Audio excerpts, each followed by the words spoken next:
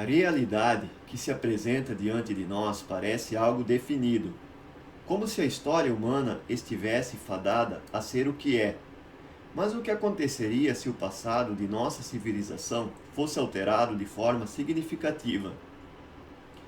O que aconteceria, por exemplo, se a civilização grega tivesse mantido seu nível de desenvolvimento intelectual até os dias atuais, sem nunca perder o rumo?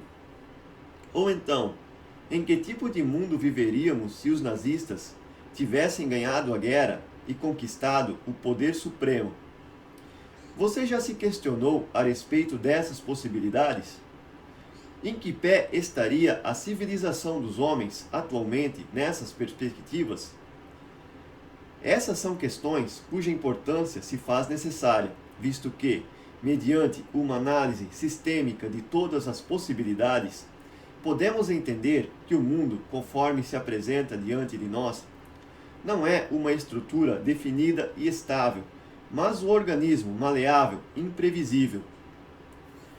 Embora a realidade se apresente de forma completamente pronta diante do ser, este, na sua interação com a primeira, não é um organismo à parte que foi inserido no mundo, mas, com efeito, é uma extensão da própria realidade, ou seja, o ser não é um sujeito que foi transplantado em seu meio de existência atual, mas, de fato, apresenta-se como um produto dessa mesma realidade. Para exemplificar essa tese, pense na seguinte possibilidade. Digamos que exista um indivíduo e digamos que o nome dele seja Kleber.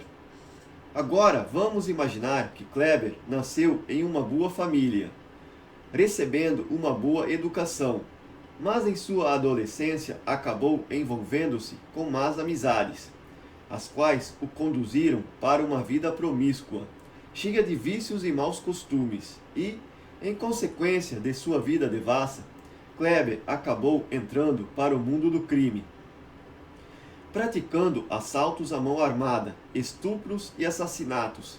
Acabou na cadeia, precocemente, e nela encontrou uma morte também precoce. Agora imaginemos uma realidade alternativa, em que nosso personagem Kleber, até seus 10 anos de idade, levou a mesma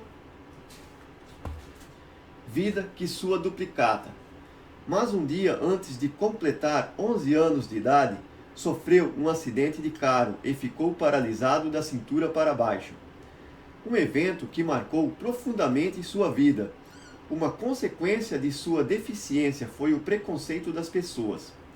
Assim, as amizades que haviam escolhido a duplicata de Kleber no outro paralelo, neste o rejeitaram.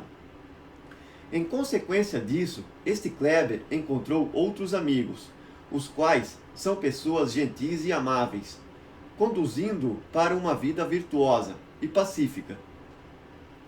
Ele, muito diferente do anterior, formou-se engenheiro, casou-se e teve uma vida longa e próspera.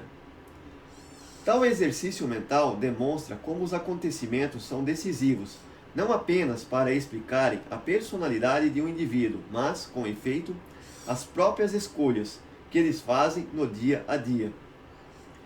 Mas e se mudanças mais pertinentes acontecessem, as quais, como citei anteriormente, tivessem potencial para alterar toda a história?